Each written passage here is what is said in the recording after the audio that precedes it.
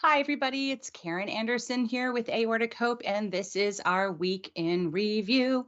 Before we get started, to all of you that are watching, or even if you join us afterwards, please click like, click share, click the bell, click whatever you need to be notified of when these events happen so you can hear about all the exciting stuff that we've got going on and our events and all kinds of stuff. So we have Tammy Warner with us today, which is great. And I can't believe we're actually here because we've survived our amazing weekend with Rock from the Heart. And Amy Johnson, who is the president of Rock from the Heart, is with us as well. Hello, Amy. You're muted, Amy. Yes, I muted just in case my dogs would bark because it's delivery day. Let them bark. Let them bark. So what we're going to do is just kind of go through the few posts that we had last week while we were preparing to come out to your awesome event, which I can't wait to get to and talk about. So we'll go back to last Monday, which was President's Day, and we love these little tidbits that we have for you. But so it was President's Day, and there's 5 surprising facts about presidents that came from nationaltoday.com.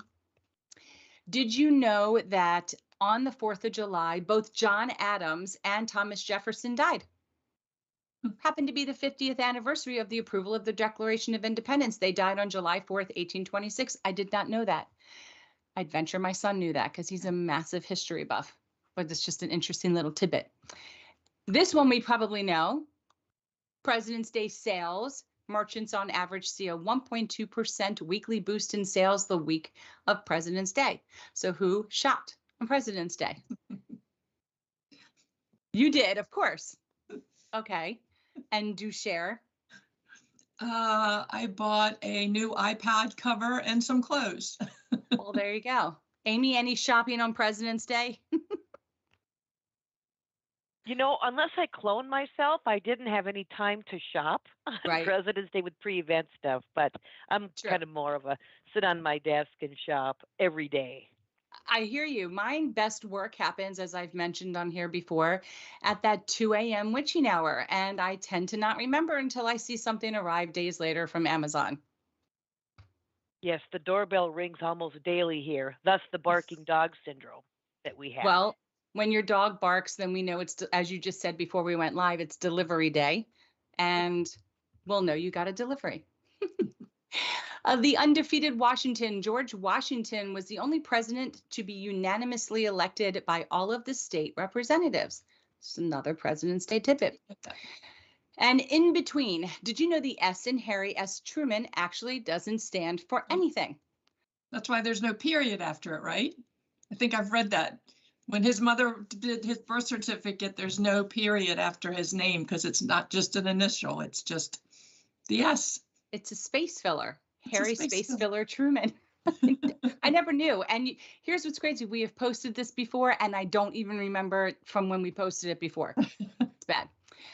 Going backwards, a pair of bills attempted to return the official name of President's Day to Washington's birthday, but it didn't receive much support. I did not know that. Wasn't there originally, though, like Washington's Day, Lincoln's Day? I remember hearing presidents' names before, like when I was in school. Do you remember that? I don't remember that. Maybe I didn't pay attention. I was just happy that we were off of school. I think we were off of school. But all right, that was our Monday Let's Distract Everybody President's Day post. And then I believe on Tuesday we had posted some information about our upcoming Caregiver support group meeting, which is coming up this Saturday, which is March 5th at 10 a.m. Eastern Standard Time. And there is information on our website about that. And that is strictly for caregivers.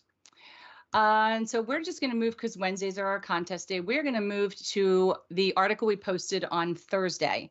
And so whether you've had an aortic dissection, aneurysm repair, you're part of the watch and wait, or you're a caregiver, chances are when you have a ping or a pang, which would be an unexplained discomfort in your chest, you often wonder if you should go straight to the ER.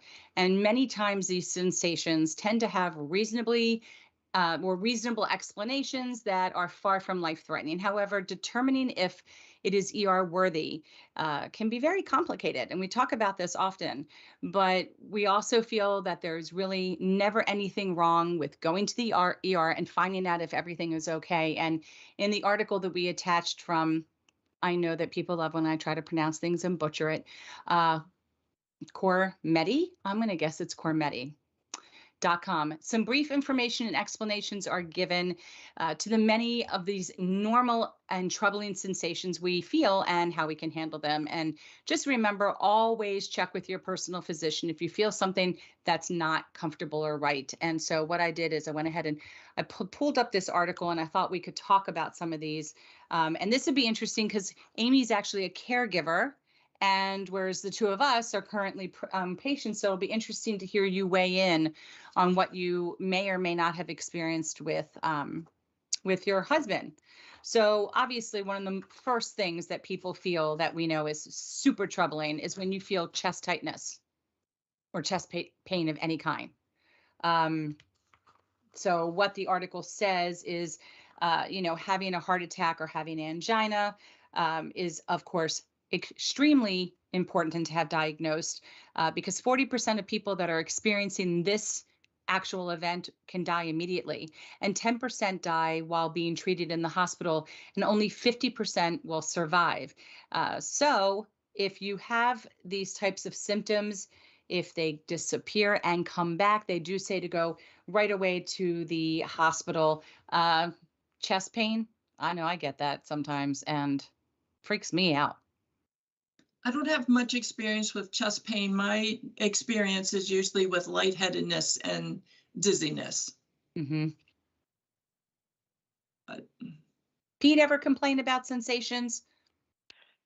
I can tell you, especially after surgery, but there was before surgery, well, you're really thinking about every twinge, every tick, everything that's unusual, where once you might, blow it off as a muscle spasm, you're thinking about everything.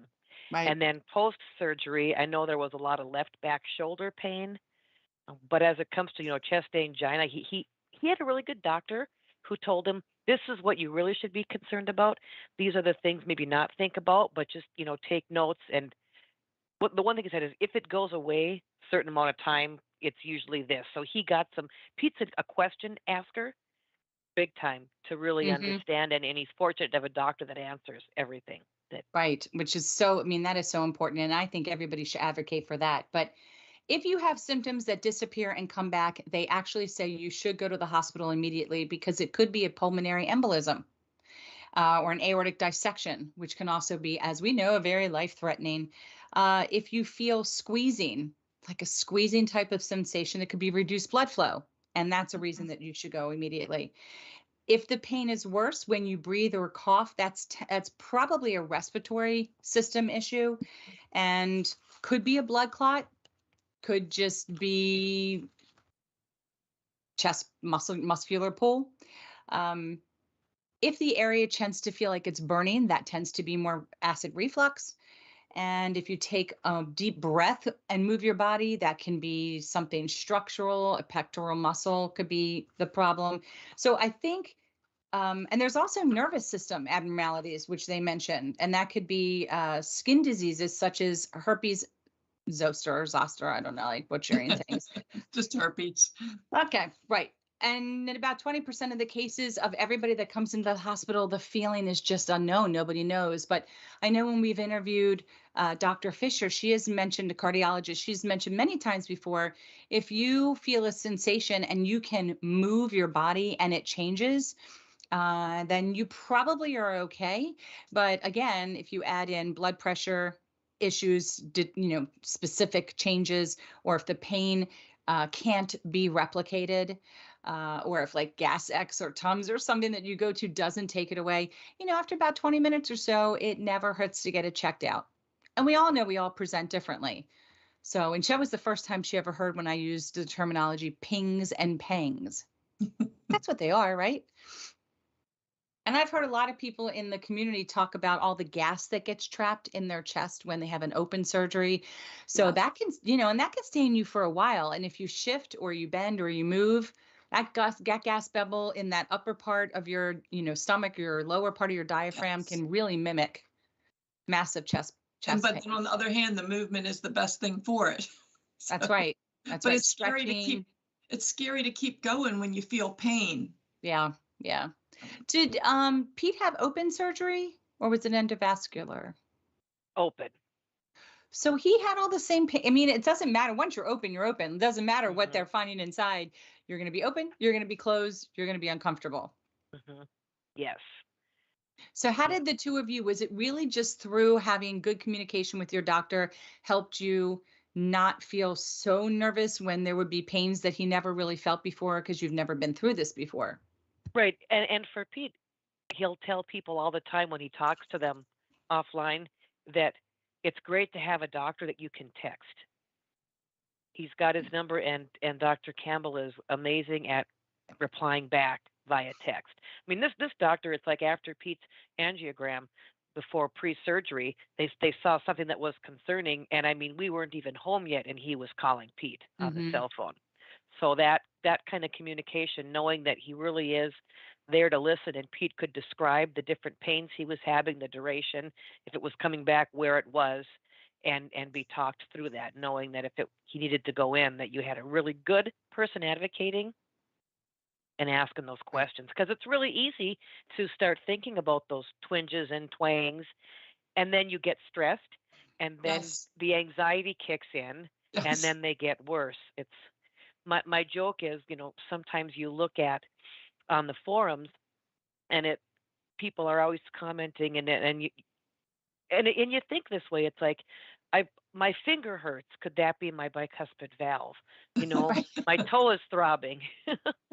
I won't use my usual one that my something smells like broccoli. Thinking that's part of your heart, but you're right. That's how you think. I did that.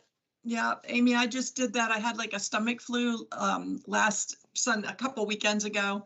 And as soon as I started not feeling good, and it had nothing to do with my cardiovascular system, but as soon as my stomach started feeling kind of yucky and I just knew something wasn't right, immediately I said to my husband, like, should we call the cardiologist? Like, maybe I should do something different with my medicine. Maybe the medicine is causing this. And it was just a stomach flu. I mean, I survived. But then I worried about my heart rate going up. When I was, if I get sick, is my heart rate going to go up? How high is too high? Is that a good indicator of anything? Maybe I should be taking my blood pressure. And we survived and it was fine. But yeah, your mind goes straight there. And we didn't call the cardiologist. I did just decide on my own because my stomach was so sick. I didn't take my medicine. I started feeling sick like 11 o'clock the night before. I had already taken my medicine for the evening, but that next day I didn't take any of my medicine, which scared me, but it's always a decision making. And you also don't want to cry wolf too much because you want your caregiver to not start saying, you're fine, because one day you might not be fine. Exactly. Yep. And Pete will tell me often, he'll say, I'm feeling, I just want to let you know, Amy, that today I'm feeling a little bit, off, or maybe I'm having my brain is doing this, or I'm having a pain here. So just letting you know so that you're aware. I don't think it's anything but. Yeah. So you're just very aware of your body. Probably, I think that brings us comfort that somebody else knows how we're feeling, because if you always have this fear of walking down the hallway and dropping on the floor and you can't tell somebody. So it's like, okay, well, if they already know that I'm not feeling good today, if something happens and I can't tell them, they're going to know to look for something. Yep. There's just a level of comfort there. I think we have a comment.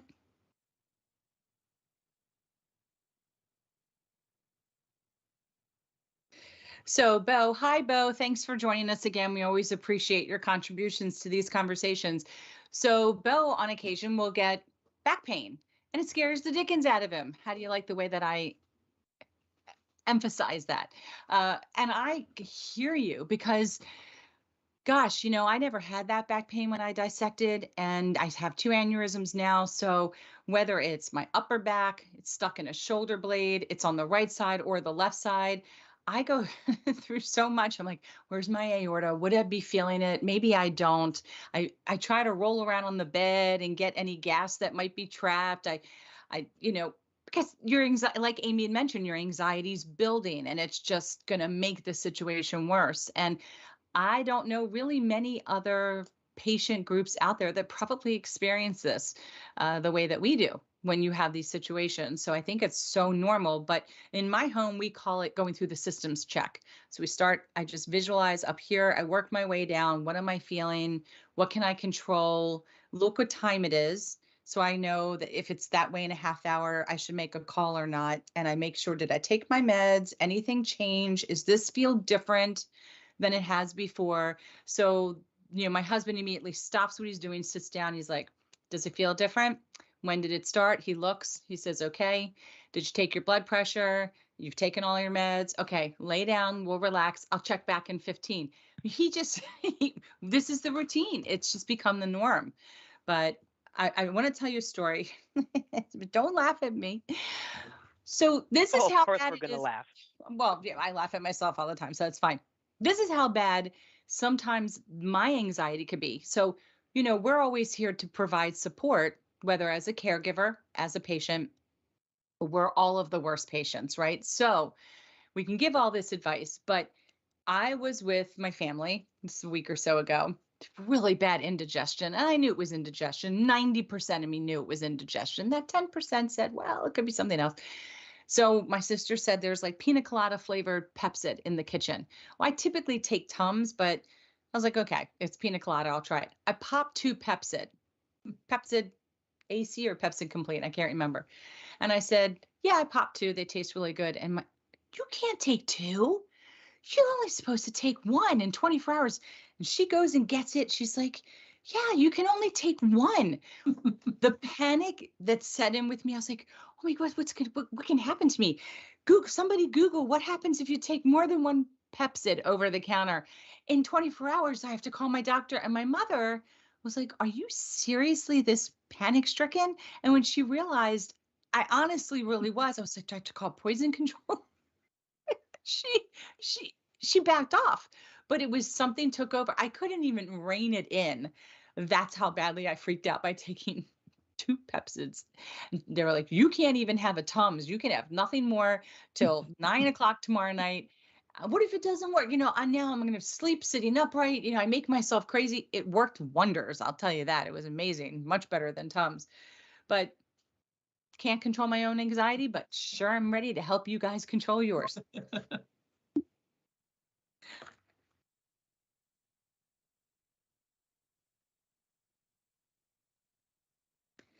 So I'm after Bo's dissection, I think I missed the other part that he said. So Bo, after his dissection, developed neuropathy in his feet. I've not had that, though I will say, again, don't chuckle too hard. My left big toe is completely numb. I've said it to the doctor ever since. Nobody has an explanation why. It's only the one toe, and I dissected into the left iliac. It's just been numb, and my feet sometimes are so cold that it feels like they're burning, and that's how cold they are. Left big toe, can't feel anything. Anybody else? I've had that. I usually feel it in the morning, and it's usually right when I wake up, right when I realize that I'm waking up, and I'll feel like zaps from the tip of my toe going into my foot.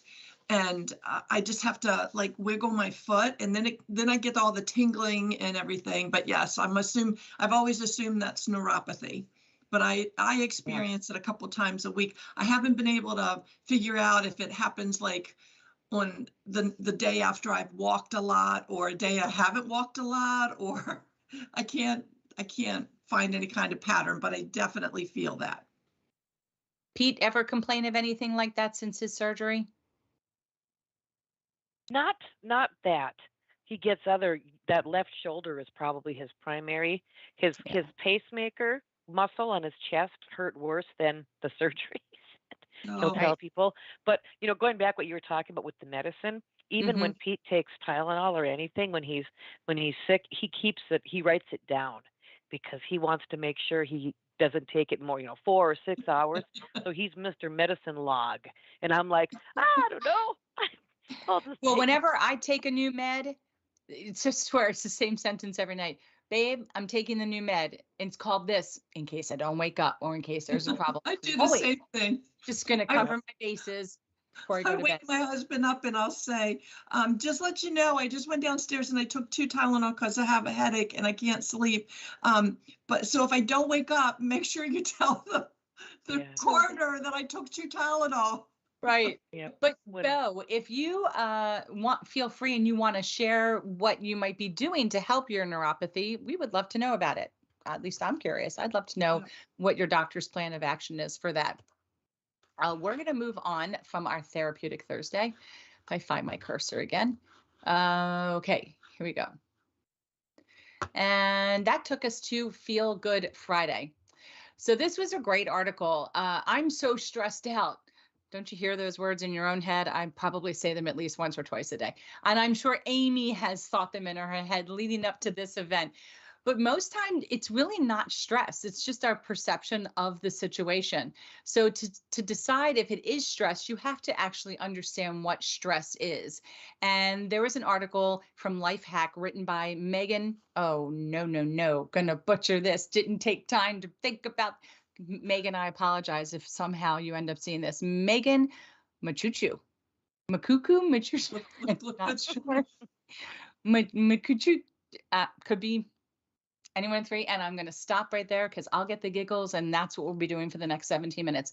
But it was called Want to Live a Stress-Free Life? Make use of your curiosity in this way. And in this article, you actually have an opportunity to learn more about various stresses and the ways to flip the script and the way to view things. And so it's a really interesting article. Let's take off this goal here. Of a bunch of different things that you can do when you think I am just so stressed out. And one of the things they start off with is just don't accept the situation. Start asking questions about the situation. So many times we just accept, car broke down. I'm so stressed out about it. But maybe it's not really that you're stressed out about it. Maybe what it is you are nervous about something financially. Whatever the case is they're saying here, don't just lump everything under the word stress. And I think part of it is like Pavlov's dog. You're starting to attach these emotions to a word, which can happen in a greater format with PTSD. You assign these, we don't know another word for it, or we don't branch out emotions and we say it's stress. No, it's not. You're pissed off. You got to pay money you didn't think you had to pay, or you went over your budget and now you have to figure out a new budget and it's irritating or aggravating. It might not be stress. The other thing you want to do is you want to find out why. Like, why are you feeling this way? So it says, like, once you determine how you feel, what is the immediate stressor? You should keep asking questions to always get to the root cause, to get, basically, you're getting the right adjective to describe the situation. And then come up with a plan. If you come up with a plan to handle these situations, then you, as they say here, are no longer going to feel like a victim, beholden to what we define as stress. And what else do you think you can do to improve the situation about yourself or about the situation? And I think about yourself and just how you're reacting to it. So I don't know, this kind of, you ever see those, read that again or let that sink in? This to me was one of those articles that had me kind of searching and redefining what really stress is. So I'm just curious to know your comments on it. After I read it, one of the things that I was thinking about is that stress can, if it's framed the right way, stress can be helpful. Like I had a whole bunch of medical bills that came in, and I felt very stressed over figuring out, had I already paid this one? Is this one a duplicate? How far can I let this one go before the insurance actually pays for it? The game that you have to play. And finally, I decided that I just needed to get more organized with my bills. And so that stress caused me to become more organized, which will lessen my stress in the future. And the other thing that this article reminded me of is sometimes when you're feeling stress, I'll say to myself, like, somebody would like to have this problem, like getting ready to go to Rock from the Heart this past weekend was stressful. I had a lot to do to get ready, but then I kept saying to myself, there's a lot of people with an aortic dissection that would love to be able to go see some other survivors, but they just physically can't. They can't fly or whatever. So like, calm yourself down, Tammy. This is a good stress. This is a good thing. Other people would like to have your problem. So I try to reframe those two things when I'm feeling really stressful. Can I find something good in this stress or something good come out of it? And is this a problem other people would really like to have, and you need to quit your whining? So. Amy, any thoughts on this, especially having come out of something that required a lot of attention to detail, a lot of being pulled in millions of directions? Some people would define that as being stressful. Other would define that as being euphoric. So what was it for you? More on the euphoric.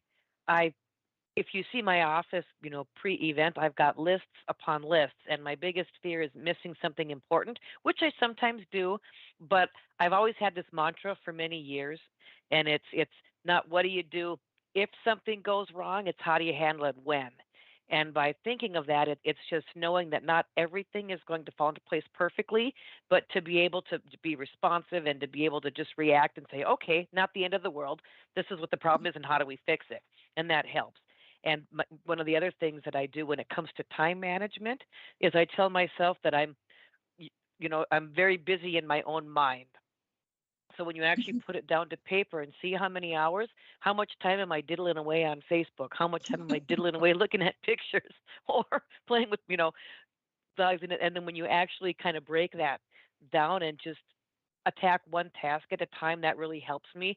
It helps to have a very supportive husband who puts up with my madness, because my son always tells me, he goes, Mom, everything that's up here doesn't have to come out here, because word vomit, as they say sometimes. And my mind has these 15 things going on, and 10 of them come out of my mouth, and not in any logical order necessarily.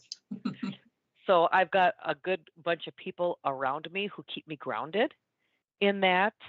And, you know it's going to be stressful, and you just have to have coping tools and mechanisms. And when it gets too bad, sometimes you just want, unplug, turn on some music in the background, and take a moment to breathe or go for a walk. I started going to exercise classes again a couple times a week to do that, because boy, I'll tell you, if you let it get up here, when especially the week before event, when you're getting it from all angles, and people start asking the same question that you've told them the answer to 10 times, which there's always some of that. You just understand that not everybody's me. So my third stress management, when I think about these little things that pop into my head to manage, is I use my final one is that it's not the golden rule, treat others the way you want to be treated. I say treat others the way they want to be treated. And that gives me the opportunity to step out of my head and look at what's happening from somebody else's perspective and not my own. And that always grounds me as well, if that makes any sense. There's my word vomit again coming out of my mouth. No, it does. That's actually a technique I was trained in at called the platinum rule, which not everyone knows about the platinum rule. And that happens with communication too. You can't just always have the same style with every single audience, because some people, and I'll never remember all the styles, but some people are a director, which they just want to the point, no fluff, no muss, no communication, no how was your day. That's just, what do you need? Boop, boop, boop, get in, get out. Others are more empaths, and so they want to talk about feelings. Let's really get into a lot of information. And some people are much more social, and they do want to know, oh, before you tell me that, let's talk about what happened at lunch. And then there are people that are a lot more, I want to say, mental, in that they're more analytical, so they want the minutia, but not necessarily the social aspect. So when you can figure out those people and go into it, like you're saying, Amy, and speak to them the way that they best receive information, or treat them the way that that they would prefer to be treated, the onus is off of you. You're just doing what you know will have them receive that the best way. And it's so hard to do. It's definitely a hard thing to do and put into practice. Definitely, you have to think about it. It doesn't just Correct. come naturally, but know who your audience is and how they how they need to have it fed to them. And Right. it's a Yes. challenge, and it's a work in progress always, but so important. But just like with distraction techniques for PTSD, if you're feeling stressed and you take some time to take a deep breath and say, okay, let's take a look at this situation I'm in, this person I'm interacting with. Let me think about the best way to handle this that's not going to soothe me, but might soothe them. You've now distracted your mind from the fact that you were stressed out about it. You're soothing yourself. So I think it all goes back to what we were saying and flipping the script as often as you can with anything. And stress has a negative connotation.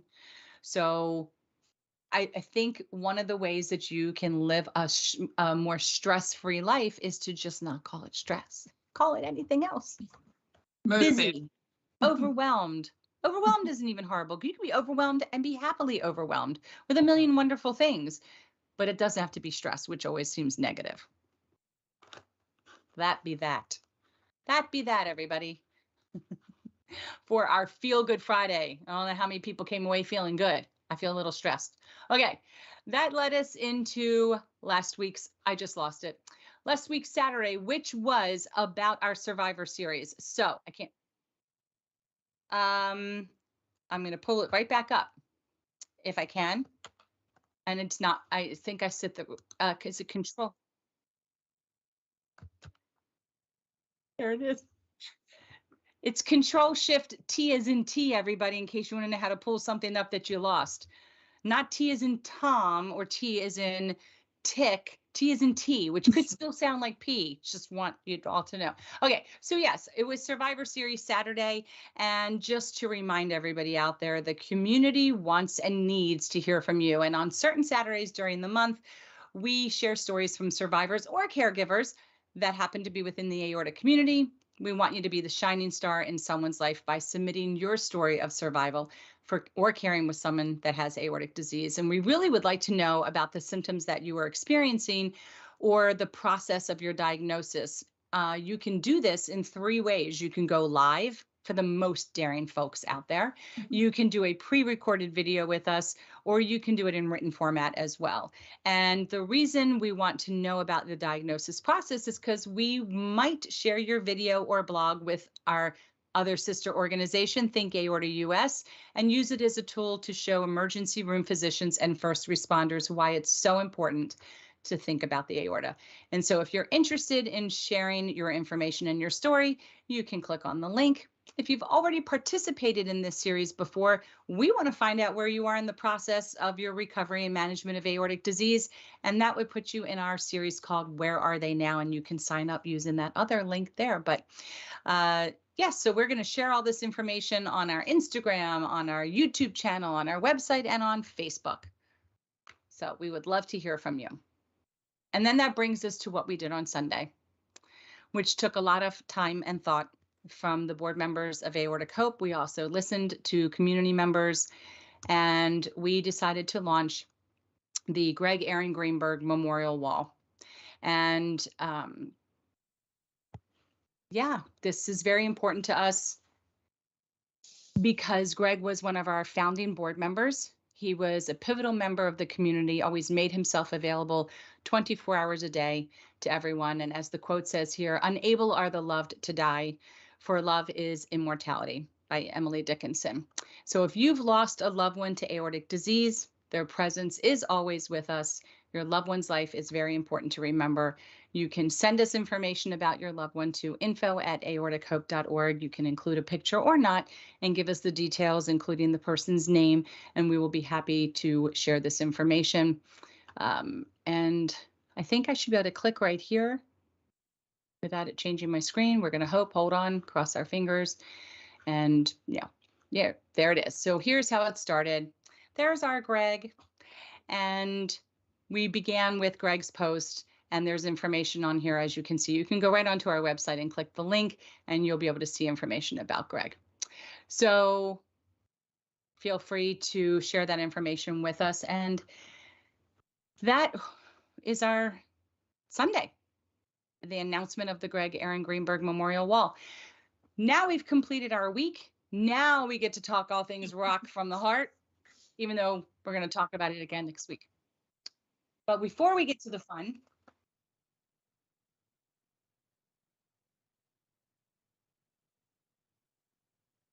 so Bo wanted to share with us that now both of his feet, unlike us, which happens a couple times during the week, he's experiencing every day burning and tingling.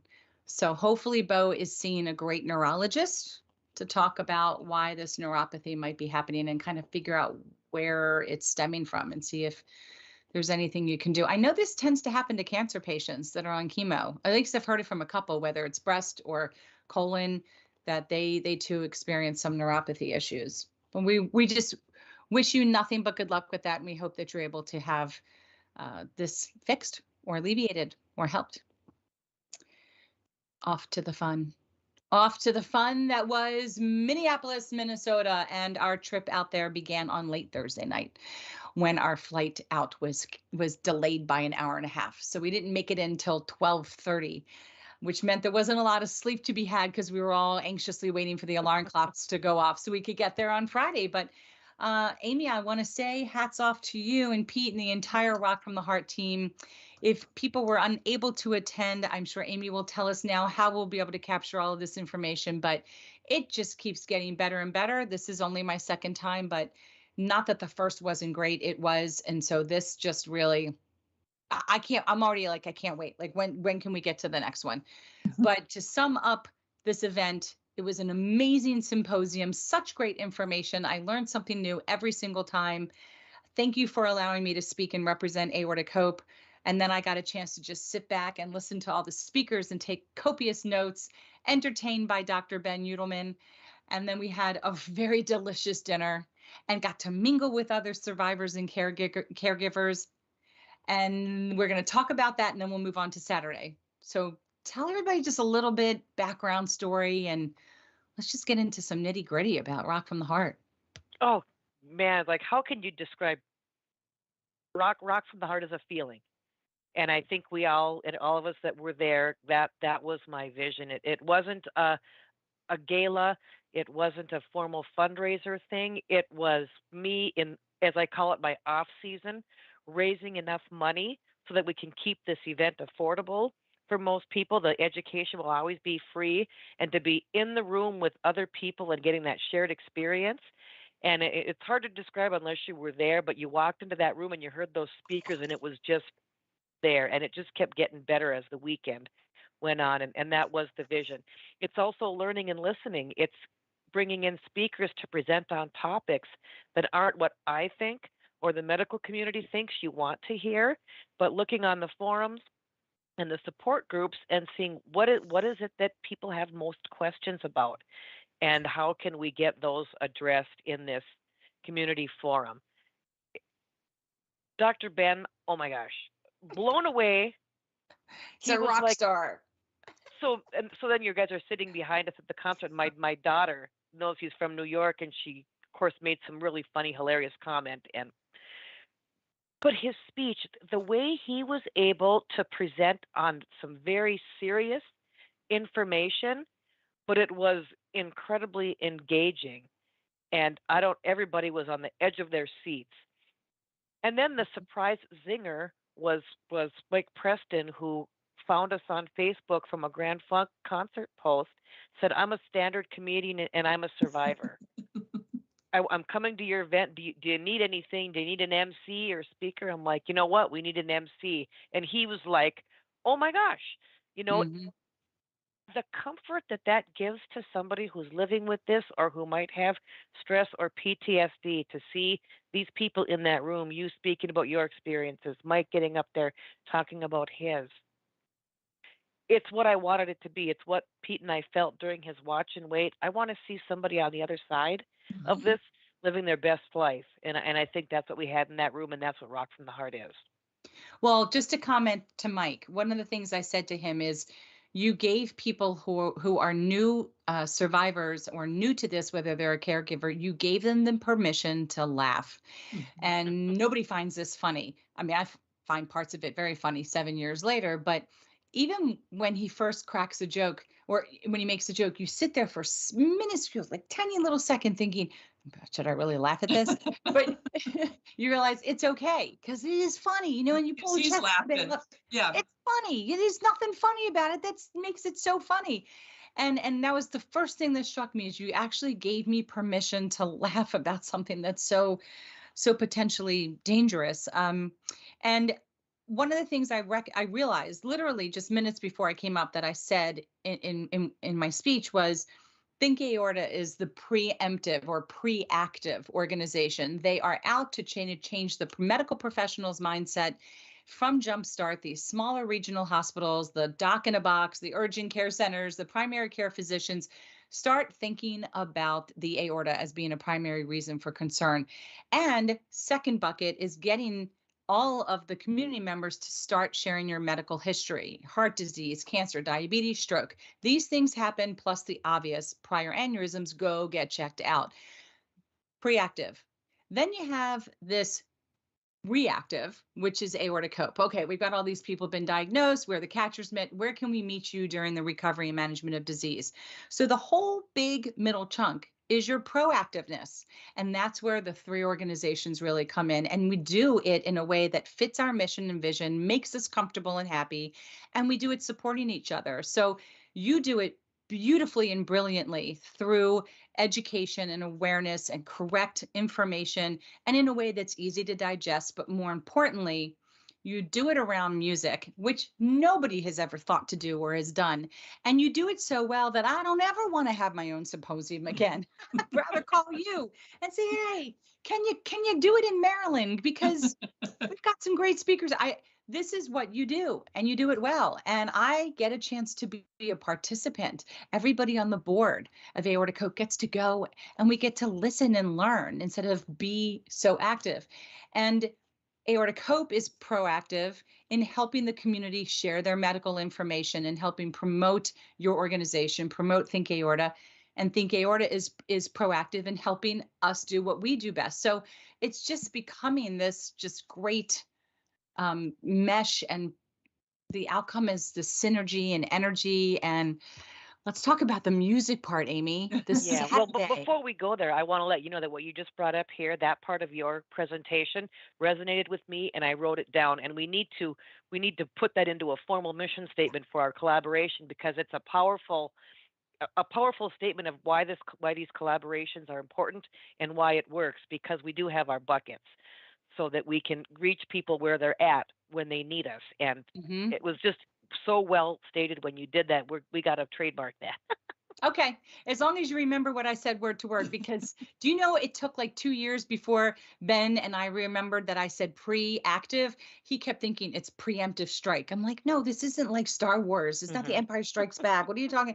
And then we realized it was preactive. Well, we recorded it, and I'll be editing the video later today, so we got it. We'll get it. I don't even know if is preactive even a real word, or did I just kind of create it? I'm not sure, but it works. It works now. It is now. So let's talk about the doing things around music, which was always the deal. And as you said, then you added on the symposium, and this was so good. It's just everybody likes music. And that speaker, Jennifer, who did her talk, which she's going to come on and do something for Aortichope, talk how music can just make people feel. We all feel differently to the same song, which is just crazy if you think about it. And to bring the aorta community and strangers from the street who literally were coming in and like, oh, well, Grand Funk's playing, I'm going to buy a ticket. And I was listening to this as they were in line behind us, to bring everybody together to listen to just good music, even if you didn't know the song, and just sit there and everybody's happy and nobody has a political affiliation or a religious affiliation. You're just listening and it's invoking emotion in you. And you talk about that because it's such a great idea. Yeah. Well, and that was the thing. I mean, the whole Rock from the Heart started as we were going to maybe have a little concert with one of Pete's bands at the American Legion. And of course, me thinking big ended up with Night Ranger that first year. But it was having a survivor up there. I mean, with Pete before his surgery, being a drummer, he's like, everywhere online, I can see people. When can I golf? When can I play baseball? When can I ride my bike? When can I run? He goes, I want to see somebody. When can I drum? When can I play my drums? So he, likes being that. For him, being up there on stage drumming is showing everybody else too, not just the music, which is so powerful to make the connections, but look at me, look what I've been through, and I'm up here banging out, 35 minutes of music, wailing away on my drums. You can be that too, because that's the one thing you can't find before surgery is what does it look like afterwards, and to be able to do that with music is great because again, you feel that in that room. I mean, that whole theater was just, it was pure joy. And Hmm. when you watch, Pete's band that hadn't played, for 30 years since the So good. 1980s, all I can say is that the amount of joy that was resonating from that stage into the audience just lifted everybody up. And I think we all needed that. Hmm. So it's just, just one more way, like you said, to put all those other things aside and to just be in the moment, be together, and, smiling and joy and singing and I get speechless when I think about that because it's unless you've been there, concerts are great, but I sat there knowing that you guys were all behind me, thinking of how many survivors were in these first two rows. Hmm. I And mean, then that was but then you have to think how many people are in that concert hall right now with an aneurysm over 4.5 centimeters and they don't even know it. yes. Okay, so that is where, see, that's how my mind goes. It Hmm. sits there and I look at people. It's so bothersome because I did it in Disney. Anytime there's a large crowd, we did it when we were at Rock Bottom, the restaurant for VIP. I'm like, how many people in here? And they don't know. And to even talk about it, it will resonate with somebody. They will think about it. They'll Yep. click on that QR code on the little piece of paper you left in everybody's seat, Hmm. and they will go back and they'll say, hey, you know what? This is in my family. Let me get it checked out. And so there's an opportunity, even if one life was saved because they found that aneurysm and now they can be followed, then the entire event is worth it tenfold. Yep. And we know that for a fact that has happened, or even somebody who gets diagnosed and finds the comfort. I know from Rock from the Heart, one of Pete's friends in Fargo, after our first event, messaged and he said, I just went into the doctor because I was having some stuff going on and I've got a bicuspid valve and I'm going to have surgery. And I was less afraid because I knew that Pete had gone through this. So I'm going to call to talk to him. Hmm. That's great. And then you And have an that's just, opportunity to prepare yep, them and yep. present any potential questions that they can ask. And I think that's the other thing that we both do is we create those connections and questions and expectations of what a doctor's appointment should look like and Hmm. the time that they should give you and being able to ask these questions. So that's what, all of these articles and weeks and reviews and everything that we do and the polls that you take on your page, it's all for the answers, yes, but also it sparks something in somebody's mind to say, and I think I'm gonna ask my doctor about this. Hmm. And it's wonderful. It's great. Well, we also got to enjoy Paisley Park. So good. So good. Okay. I love Prince. Everybody knows I love Prince. But Tammy, how good was Paisley Park? Paisley Park was amazing. And Yeah. it was really, what resonated with me was how much he wanted to share his music with people on a one-to-one basis. He didn't want to just make music, record it, send it out to the world. He wanted to see people's reactions and their emotions when he played his music, and he wanted people to play music with him, which I think we lose sight of sometimes, of what he was as a person. Did you guys ever see the New Girl TV show? Okay, never watched The New Girl except one episode that was sent to me. And it's when I don't even know how these main characters run into Prince at a party. Okay. And he walks over and he's like, hi, my name's Prince. And they're just staring. And he's like, oh, I'm sorry. You may freak out now. And then they're like, oh my God, oh my God. They freak out. And then they can finally speak. Like he recognizes, I give you the platform to use your mind just a little bit. Okay, keep going, keep going. Okay, now we can be normal people and talk. And I think about the stories about how he was just so involved in the community in Minneapolis and just wanted to be like a regular person and would go out in that baby Black blue Spike. Bentley, just or the purple lights would come on like the Batman symbol, and then you'd know there's a party There's a going on, party. and I couldn't have lived in Minneapolis with Prince I being there. I'd I be the would have stalky, kept freaky looking for fan. the, yeah, I would have kept looking for the light. Every time I go there, I end up crying. I get the tingles, and I can't wait to find out who you have next year. So when we come out, I can make my fifth pilgrimage to Paisley Park again. I find it much more exciting. I feel Well, close. now we Is have to good, go, but we didn't walk in front, so we have to oh, walk we down. we're gonna do the better ticket, and I want to get up to that bedroom one day. The bedroom. I know it's not what's in my mind, and I am okay with it. But yeah, no, and Ben loved it as a musician himself. He was just like, "Oh my God, this is crazy. This is great." And then had 300 pairs of shoes Oh, and the shoes were amazing. teeny Yeah. tiny little feet, this big. Yeah. But he's a teeny tiny man. A lot inside that teeny tiny man. A lot of talent. So all in all, it was a very successful trip. Everybody had a great time. It was, two of our other board members' first time traveling with us and getting a chance to experience all these survivors that they've never really had a chance to meet before. And any chance you have an event where you can do that, it's such a huge takeaway. So thank you, and Pete and your whole team. Yes, It was thank you, wonderful. thank you.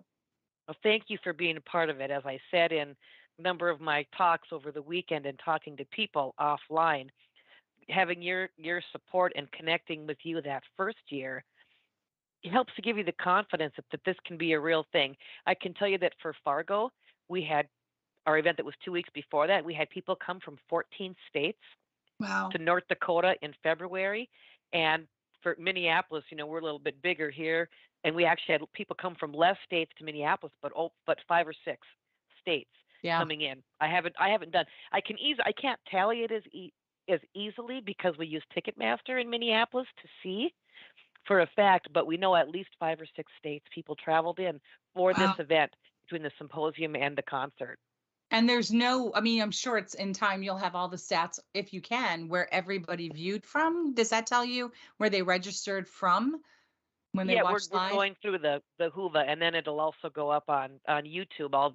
As soon as we're done with this, I'll be heading down to the basement to take the raw video and break it up into individual presentations, re-upload it into the Whova platform so people can either watch there and we can track it, and it'll also go on our YouTube.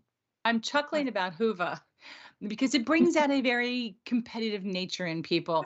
So our board member, yes, I'm calling her out. Terry is obviously, I've learned something new about her, extremely competitive. And all we heard in every Uber ride, I'm still number one on the leaderboard. I'm still number one on the leaderboard. She kept checking in to make sure she won and she was number one. I'm like, do you win anything? She goes, yeah, you do. I'm like a t-shirt. She goes, I think she said she did, but it didn't matter. She already bought one. She was so into this event and this weekend, and that just brought joy to my eyes also to see somebody realize, look what I've gotten involved in. And it's not just, that she's on our board, it's everything. Mm-hmm. So anybody out there can be involved with either organization. You can reach out to rockfromtheheart.org.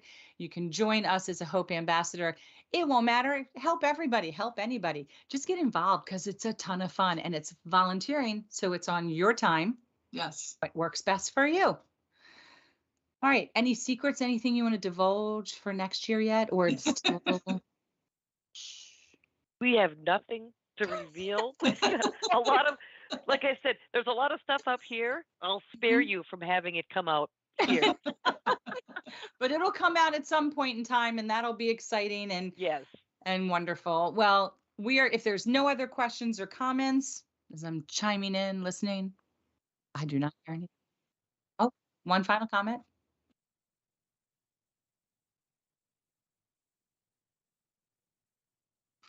Bo makes a very wise observation. If you have had a dissection, if you haven't, people are not going to understand what you're feeling physically, what you're feeling emotionally until you've been through it yourself. And it's not something I recommend or want anybody to be part of our club. But of course, unless it's happened to you and you survive, we want you all part of the club. But it is something that really you're only going to understand when it's happened to you physically. Very unique. It's not something you can read about and understand. Flip side, I don't think that anybody understands what it's like to be a caregiver to someone who's had this. It may have happened to them physically, but it happens to everyone in the full circle. It is an experience that just happens differently to everybody. So Yeah, but it's a smart observation. Thank you, Bo, as always, for chiming in and for contributing. And for those of you that are watching on replay, please leave a comment. Please share the link, help others find us, and they can start receiving the same support you're receiving today as well. And thank you, ladies, for being part of my one eye open weekend review after Whirlwind 3 days. We will be back again next Monday, same time, same place. Thanks, everybody.